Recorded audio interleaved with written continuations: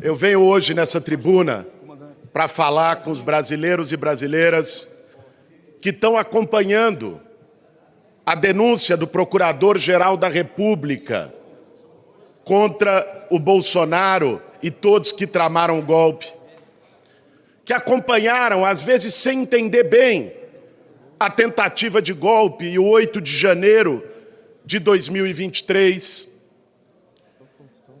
para dizer para esses brasileiros por que Jair Bolsonaro vai ser preso. Vejam, pela primeira vez na história do Brasil, nós tivemos uma tentativa de golpe impressa e auditável. Está tudo lá, em anotações, em trocas de mensagens, em celulares apreendidos pela Polícia Federal. Eles deixaram todos os rastros e todos os registros. E é isso que eu quero mostrar aqui hoje. Às vezes se faz um discurso para tentar confundir as pessoas de que, não conseguiram dar o golpe, então não tem crime. Gente, pensem bem, se conseguissem dar o golpe, quem seria punido? Porque se conseguissem dar o golpe, nós estaríamos numa ditadura no Brasil e, logicamente, não iria punir a eles próprios.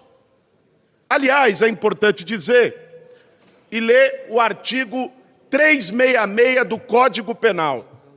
Tentar o funcionário público civil ou militar depor o governo constituído ou impedir o funcionamento das instituições constitucionais é crime. Pena de reclusão de 4 a 12 anos. Ou seja, o crime está caracterizado. Aí eles vieram dizer, novamente para tentar confundir, mas a denúncia é fraca, não tem provas, foi só com base em delação premiada. Bom, eu tive o cuidado de ler as 272 páginas da denúncia do Paulo Gonet, Procurador-Geral da República. E vou trazer aqui para vocês os fatos. A tentativa de golpe foi em 4 operações. Uma delas, a operação preparatória, que começou ainda em 2021, logo que o Lula teve sua elegibilidade retomada pela Justiça brasileira e que pesquisas começaram a mostrar que ele seria vitorioso nas eleições. No dia 5 de julho de 2021, houve uma reunião ministerial onde o então ministro, general Heleno, hoje denunciado, que vai ser réu e também vai para a cadeia, disse o seguinte: tem que virar a mesa antes das eleições. Está gravado a fala dele. Porque eles fizeram questão de fazer um processo golpista impresso e auditável. Deixaram todos os materiais. Logo depois, no dia 29 de julho de 2021, na mesma linha de jogar suspeição sobre as urnas eletrônicas e o processo eleitoral, Bolsonaro faz uma live com supostas provas sobre as urnas eletrônicas. Alguns meses depois, em 7 de setembro de 2021, ele radicaliza o discurso e diz aqui, na esplanada dos ministérios, diante dos seus apoiadores, só saio preso, morto ou com a vitória. E disse ainda, quero dizer, nunca serei preso. A história vai mostrar que ele mentiu mais uma vez. Dia 18 de julho, já em 2022, com as pesquisas mostrando a vantagem de Lula, eles, que diziam não acreditar em pesquisas, se desesperaram. E Bolsonaro fez um evento com embaixadores no Palácio do Planalto para buscar apoio internacional para o ataque às urnas. Não deu certo, não funcionou. Foram para a eleição. Lula por pouco não ganha no primeiro turno. E aí no segundo turno eles deflagram a segunda operação da tentativa golpista, que foi utilizar a Polícia Rodoviária Federal para tentar impedir os eleitores do presidente Lula de chegarem às urnas.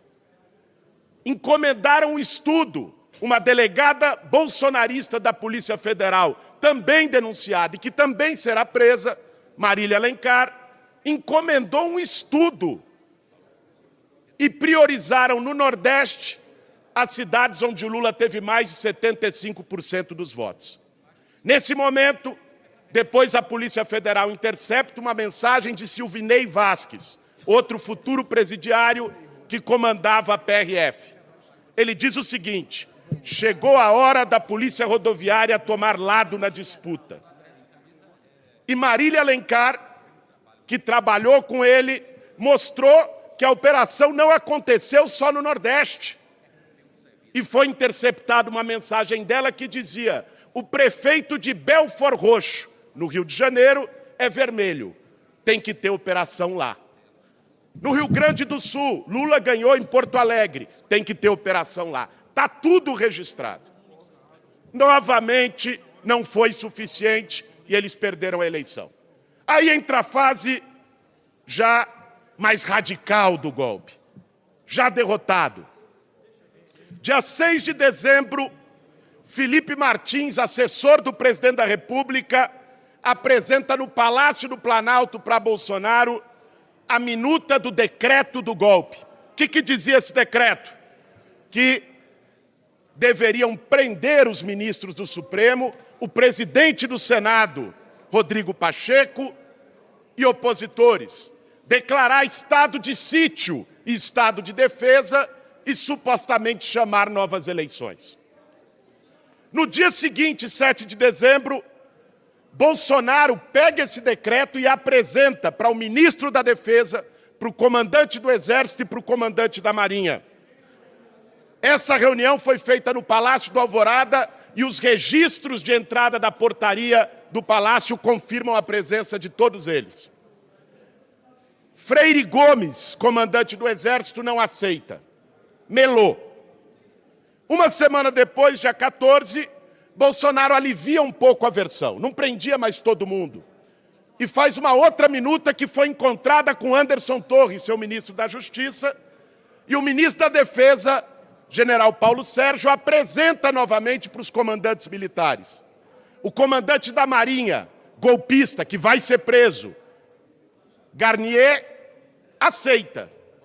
O do Exército, Freire Gomes, e da Aeronáutica, Batista Júnior, não aceitam. Não conseguiram levar adiante. Dia 15 de dezembro, Braga Neto dá orientações expressas, também registradas na denúncia, para fazer ataques virtuais contra esses militares que não aceitaram. Isso acontece. Ele diz: vamos jogar para o grupo dos malucos. Eu fico imaginando como os bolsonaristas se sentem sendo chamados pelos seus líderes de malucos. E aí segue. Junto com isso, a Operação Punhal Verde e Amarelo, onde, dia 9 de novembro, paralelamente, o Mário Fernandes, secretário executivo da Secretaria-Geral da Presidência, apresenta para Bolsonaro uma proposta de matar Lula por envenenamento, Alckmin e o Xandão por tiro. Essa era a lógica. Fazem dia 12 de novembro uma reunião para iniciar o plano na casa do Braga Neto.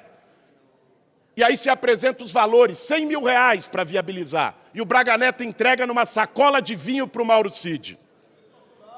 E dia 21 de novembro fazem o monitoramento do Xandão. Por que não aconteceu? Não aconteceu o golpe porque 2 militares não aceitaram. O comandante do Exército e o comandante da Aeronáutica. Só por isso não aconteceu. Isso está conectado com 8 de janeiro, que depois é a tentativa desesperada, já com Lula empossado, dos bolsonaristas de tentar a qualquer custo. Ah, mas o 8 de janeiro foi um piquenique de senhoras, uma manifestação. Está lá, Mário Fernandes e General Braga Neto trocando mensagens com os líderes dos grupos que organizaram. Quem comandava a polícia do Distrito Federal que permitiu eles quebrarem tudo aqui? O ex-ministro da Justiça, Anderson Torres, e a subsecretária era a delegada Marília Alencar, que falou do prefeito vermelho de Belford Roxo. Está tudo ali. O que eles queriam? Que o Lula, na situação de emergência, decretasse GLO, garantia de lei e ordem, e os militares ligados a eles aproveitassem a brecha para executar o plano. Veja, isso tudo que eu falei aqui não são vozes da cabeça, não é a tia do Zap que mandou, são provas, anotações, impressas, auditáveis, trocas de mensagem, está tudo ali. Então, gente, eles tentaram melar a eleição, não conseguiram. Depois, tentaram impedir os eleitores de Lula de votar, não foi suficiente. Tentaram convencer os militares a aceitar um golpe por decreto, não deu certo. Depois, fizeram um plano para matar pessoas, endossado e apoiado pelo Bolsonaro, mas não tiveram apoio.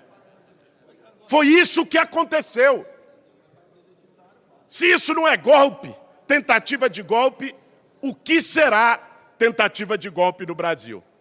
Agora, o canalha que gritava, que bradava, que falava em tortura, que era valentão, baixou a voz para pedir anistia e dizer que tem que pacificar o país. É muito cinismo. Na hora de quebrar tudo e tramar golpe, era valente. Agora vem, por favor, Xandão, Supremo, me deem anistia. É muita hipocrisia. Paguem o preço da escolha que fizeram. Paguem o preço das ações que fizeram. É assim que tem que funcionar numa democracia e num Estado de Direito. O que está em jogo nesse momento no Brasil e no julgamento do Supremo é algo histórico. Pela primeira vez o Brasil tem oportunidade de punir golpistas. Quando teve o fim da ditadura militar, nós não aproveitamos essa oportunidade. Torturadores, ditadores, saíram soltos e seguiram vivendo a sua vida. O que isso permitiu, deputado? Isso permitiu uma cultura de impunidade na democracia brasileira, em que deixa passar. Aí passam uns anos, um vagabundo que ficou 27 anos nessa casa sem fazer nada, vem aqui e elogia Brilhante Ustra. Para quem não sabe, Brilhante Ustra torturava mulheres com ratos na vagina. É disso que nós estamos falando. A cultura de impunidade gerou Bolsonaro. O Brasil agora tem uma nova oportunidade de acertar as contas com o seu passado. De, inclusive, fazer justiça com os mortos e torturados pela ditadura. Fazer justiça com Rubens Paiva. Fazer justiça com Frei Tito. Fazer justiça com Vladimir Herzog. Fazer justiça com Inês Romeu, que foi torturada e estuprada na Casa da Morte em Petrópolis. Torturadores, bandidos, assassinos, estupradores ficaram impunes.